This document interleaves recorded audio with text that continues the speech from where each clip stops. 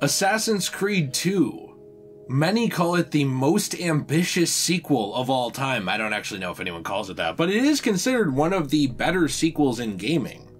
There's a lot of reasons for that we're going to get into today in what made Assassin's Creed 2 special. This is part 2 in a series where we're going through the Assassin's Creed games. Over time, it probably will take quite a while because we're replaying them and doing other stuff. So, we already posted our video for Assassin's Creed 1. I'm going to have that in the description down below and a pinned comment, so I hope you'll check that out if you haven't seen it. And if you enjoy this, please be sure to leave a like and subscribe for more content. But let's hop into it because Assassin's Creed 2 really did everything Assassin's Creed 1 did, but in different ways. Now, a lot of people say better. There's a lot of people who also say worse, who preferred Altair, or who preferred the first game. That really is a prevalent opinion online, too. I don't get it, but anyways. But generally, people, agree that this game is kind of a more imaginative and improved Assassin's Creed game compared to the first one. Yeah, this game has swimming. End of video. That makes it good. Good game. It is kind of funny in the first game, you jump into water, you just die. I know. Jokes aside, adding things like swimming and boats and improved climbing mechanics. It makes it a little more realistic. Well, yeah, and it makes the world feel real. Yeah. Even like what you said, the combat. Yes, obviously the combat is still very simplistic in the Ezio trilogy, but it got more complicated with every single entry, and they started adding things after this as well based off of this game. So this was just another kind of stepping stone in moving along the development of those gameplay mechanics. Yeah, I think with the combat, the multiple swords in the game, you can actually go and buy swords, which is something I thought was pretty cool, along with like knives and other weapons too. But the fact that all those weapons had different stats, I think was pretty cool. Well, yeah, and something you pointed out to me before is just the idea. It's so simple, but 2 hidden blades. Yes. You think of like the hidden blade in 1, and it's really awesome and neat, but you can't really use it in combat at all. Right. It's essentially just it's just for assassination, kill, yeah. And I believe you can counter with it, but other than that, that's really all you can do. In Assassin's Creed 2, they add 2 of them, so you can do double assassinations. You can start doing air assassinations on multiple people. It's something that kind of set the tone for the series going forward. And it did show, too, how much Assassins developed, which I think is interesting as well. Yeah, because this game's like 300 years after the first game. That was something I actually didn't really like about the first game, was just you have your sword. That's it. Yeah, sword, you have knives, not much. It's like, okay. So I thought adding all these other swords and different choices you can buy, and not only just weapons, but other customization stuff of like your assassin's clothes. You can go to different tailors throughout the different levels and buy new color swaps. And there is even specific ones made for specific cities too. Yeah. Like you went to Florence, there might have been a different selection there than if you were at Venice, for example. I thought that was pretty neat. Yeah, introducing customization, it's not like it's the best customization in the Assassin's Creed series. I feel like if we were saying like what this game did best, better than other ones, I probably wouldn't pick that as best, but like it's a huge step up over 1. Right. And it's one of those things that I think really blew people away when they got it, because I don't think a lot of people were actually expecting that. And with that also came a lot of other customization as well. It wasn't just that. It was also unlockables. Things like Altair's armor. Yeah. That was more than just a customization palette swap. That was even a full new... It was a full new outfit. Yeah, a full new armor set that you could wear that actually had lore built into it and significance in the game. Sadly, they dropped the ball on that outfit a little bit later, where it kind of just goes to the wayside, but that's not really a problem with Assassin's Creed 2 itself. It's more just later Ezio games. I do think, kind of speaking off of what you talked about, though, too, the world itself is also just more expansive. We talked about how NPCs, they're not at all perfect, but they behave more like humans than they do simulations. And, they moved into an entire new setting here that was completely different. It's not just a time jump. I'd rather run around different cool cathedrals and pretty buildings and run across the rivers of Venice and things like that. I thought the setting for this game was better than the first game. It was far more interesting. But speaking of that, it also established a precedent for future games as well. Like you pointed out earlier, if the second game would have just been in the Middle East again, it probably would have continued there. But the fact that even by game number 2, they left the Middle East and showed, hey, we're going to go to somewhere new, somewhere completely different in the world, I think that set a nice precedent for future games. Yeah, and being able to kind of travel to these different cities, bringing that idea back from one, but improving it because you made the cities bigger and more detailed. And you know what? It actually does make sense, because not that the Middle East doesn't have beautiful areas in it, it does, but think about the time period you were in, like during the Crusades and stuff like that, and there was a lot of ravaging of different areas going on, and let's be honest, a lot of people were in poverty at the time. Right. You look at how they lived, even in Assassin's Creed 1, not that it's a perfect historical recreation, but most people lived very simple lives. When you get to the Renaissance, it's much more about beauty, whether it be human sexuality or art, or they usually combine both. Right, or music, and music, things like that, inventions. So once you get there, you kind of are in a much more open time period where you can do more with the assassins logically as well, because you have Leonardo out there making those inventions. You have all of these different artists and painters and playwrights and things like that that are actually providing more depth to the world. It's important to note that art has always been important to humans, but there's been a lot of time periods, including around those Crusades, where it was not a priority, because like there was a lot more pressing stuff going on. The Renaissance, at least until sort of Rome was really in its twilight, because the Renaissance is kind of when Rome is dying a little bit. You know, and you kind of see more of that in Assassin's Creed Brotherhood, and you find out more about that in Revelations. But the Renaissance was a little bit more laid back, where there wasn't as much fear of all these wars and different things, so you had that society flourish. And because of that, you can go to more beautiful buildings, like you said. You can go to more intricate settings, like a cathedral, and it's artistically drawn out. It actually made Assassin's Creed into kind of a spectacle of a game. It did, yeah. It started that. I mean, the towers are twice as tall. The customization really stood out to you was the villa. Yeah, the villa I thought was the best part, and the best upgrade from the first game. The villa was your home base, if you will. And it wasn't just a home base, but it also had customization of your base. You could buy stores, you could upgrade your stores, you could buy different people groups in your base, like mercenaries, courtesans, thieves. You could customize that area, which I thought was pretty unique. Yeah. And if you upgraded the stores, you get discounts on certain things. In the building, like the main building, there's the assassin's office where Ezio collects paintings. You can actually see paintings of the targets he killed. I never found that in my first playthrough. I didn't either, actually. I never knew that I didn't either. Yeah. And that's one of the things I really like about this game, is that in Assassin's Creed 1, it's not that there's no hidden details, but it's so much more simple that I don't feel like I return to it and find new details that I didn't see. With Assassin's Creed 2, I actually do. Like, there's a lot of times where I'll play this game. Even we Let's Played it over on Degenerate Plays, so you know, that channel is down in the description if you want to check it out. We played through the whole game, and there was stuff we were noticing that we didn't even remember from the game. Right. It just created a lot of cool customization of your home base. It made it your own. Yes. It made it a place where you could come back to and hang out at and customize it a little bit. I thought it was pretty neat.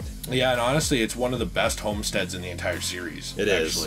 It's a shame that they didn't give you more options for it, because a lot of the customization is just upgrade on like a set path. Right. But it did introduce that idea, and I think it was a lot better than just the assassin dens from the first game, where you just kind of went and talked to someone. This game also did introduce a concept, a normal person becoming an assassin. Right. Anyone can be an assassin. You don't necessarily have to be born into it. There are people with the first civilization blood mixed in who have eagle vision and stuff, but there's other people who don't, and they become assassins too. And sort of growing that brotherhood and making it more than just what it was in 1, where it was kind of almost you were either taken in as a child or you were born into it, and that's how you became an assassin. I think they really expanded that lore. Makes him a better character, because he is a normal person. And not that Altair wasn't a normal person, obviously he was a person too, but Ezio, you got to see him be a normal person. Yeah, you saw a humanization of him. I just wish the gameplay was fun.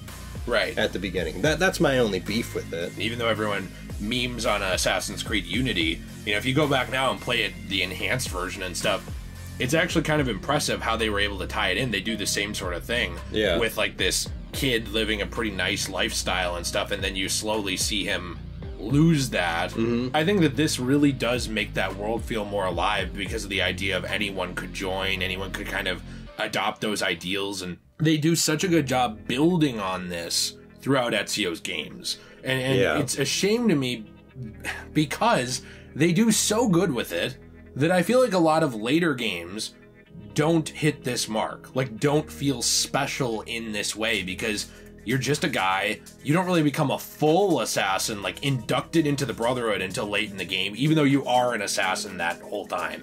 You're doing the same stuff. You just weren't knighted, basically. Right. Well, it turns out they were grooming you the whole game, too. Yeah. It's interesting that the game involves a lot of people grooming this young man to become something else. It set the stage for this throughout the rest of the series to actually make that Brotherhood feel bigger, and especially throughout Ezio's games in later ones where he starts recruiting people. Yeah, that's the thing I was going to say about it, is that's the other thing. Obviously, those people he recruited were not special people that were hand-chosen by the Assassin's Brotherhood. Right. That's the thing I think is cool, is you can actually pick your people. So I think just that ability to be able to customize your own assassin's team, which, yes, I know is in the later game, but it was started with this game. Yeah, because you are an inductee. Exactly. And that's what they did to you. Right, that's kind of how I think it was started with this game, because yes, that mechanic's not here, but you are an assassin recruit. Right. And then you kind of learn to pass that down. And guess what? Connor, Assassin's Creed 3, passes that down. Right. You know, and you kind of see that more. And there's some different forms of it throughout the series, but I think that the Ezio trilogy, in my opinion, is one of the best places for that idea. And to kind of close this out and talk just a little bit more about the game, it's interesting that the lore, and we mentioned this a little bit, was actually drastically expanded in this game because they added much more history for everyone. Now, I love the mystery of 1. We talked about that a little bit in that video, but I think there's a lot to be said about how well they answered questions in this game without answering everything. You know, starting to get into things like the Assassins and the Templars. And you even pointed out there's actually an expansion on the idea of the apple. Yeah, and if you just played the first game, you would think the Apple of Eden was like the piece of Eden. Right. But one thing I liked about Assassin's Creed 2 is that they expanded more on the lore about the pieces of Eden and showed more pieces of Eden that weren't the apple. You got to see the papal staff, which I thought was pretty cool. And just having a second piece of Eden opened up the door for different pieces of Eden. Like we see in Syndicate, the Shroud of Eden. You know, I know they come up with different concepts throughout the series, but Assassin's Creed 2 opened up that door for different pieces of Eden to come in. Right, instead of just apples. Because there are multiple apples. Right, and they even mentioned that here too, you know, because in the first game, in the end closing credits just about where they pull Desmond out and everyone's kind of like, okay, kill him now, you know, and Lucy kind of steps in and she's like, no, don't kill him, we need him. They mention finding different pieces of Eden throughout the world, and ones that Abstergo is tracking. But in a way, unless you like really dive into it, they kind of almost paint it as if, well, you saw the piece of Eden. Now there's a bunch more of those out there, but like you said, getting into this uniqueness of it, you have the staff, and later on you'll have the shroud, and later on you'll have other items as well. Right. That we kind of find out throughout the world, and especially the Subject 16 videos. You know, yes, those are interesting. Yeah, now some of them really annoyed us because we're stupid. Right. But in general, things even like where they get into like Tesla. Yeah. And they start getting into how that was a piece of Eden that was used to kind of be a conduit for that electricity and stuff. That's a ton of lore. Right. You know, that's a lot of stuff that adds to the history of this world and makes it feel more alive. Well, and also this game established more history for the Assassin's Brotherhood themselves, showed how they expanded outside of the Middle East. It actually showed that they were a people group that were not just in the Middle East. This was a worldwide group. They're everywhere. And I thought that was pretty interesting too, because after this game, it definitely proves that it can expand to the rest of the world, which it has. It almost got into more of like a Jason Bourne type thing, because it wasn't just them all over the world, even in history too. Like you said, outside of the Animus. You got to, you know, see outside of the Animus. Now, they messed up a little bit not letting you freely leave. Yeah. For some reason, they let you in 1, and they let you in Brotherhood, but not 2. But when you do leave the Animus throughout the course of the story, you get to see, oh, these are assassins in modern day. This stuff is going on. There's communications with other people. Yeah. This is much bigger than you. So it expands that mystery and that lore, but it doesn't answer every question either. And frankly, this series never answers every question. No. It's actually one thing I kind of like about it is you were talking about this, not to branch us off, but with the mystery, even in Valhalla, you've said there's letters, you know, that are left purposely a little bit vague, you know, for interpretation and for lore purposes to set stuff up later on if you want to dive into it. Yeah, and I thought with the previous game to the purpose of the game should not have been depth of the lore. It's just establishing the world. Yeah. So I was happy with 2 that they expanded that, because I kind of felt, or would feel, that if 2 was basically just another Middle Eastern game... Vague. Yeah, vague, kind of like that. I don't know if it would be the franchise it is today at all. No. I think people would see it as like, okay, here's just a sequel to 1. Yeah, they were good games. There you go. You get a couple and they probably head back to Prince of Persia. Right. Some people really wish they were in that universe too. So, I'm really happy that Assassin's Creed 2 branched out the way it did. I thought expanding the game the way that they did it was very special. Yeah. And it helped establish the rest of the games. Well, they really, like you said, I think that kind of caps off. They branched out in every way. They did. They built on AC1 with mechanics and ideas. Customization, world. Yeah, the world's verticality. Yeah. Going higher, doing more. Getting higher. This was such a step up that it almost is embarrassing for a lot of games today. Yeah. You know, to see how little of a step up they are compared to 1 to this. And I don't actually think, honestly...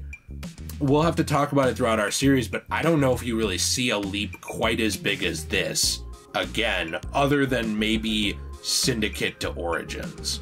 Yeah, I think you like Origins. A lot of people will hate me for that. Right. Well, and Origins did a big leap up from the old style, too, in many different ways, which I thought was great. But... yeah, I don't think there is a leap like that, actually. No, it's very incremental after this. Other than Assassin's Creed 3, which could have been, but it suffered from a lot of glitches at launch, too. Yeah. So, I don't know.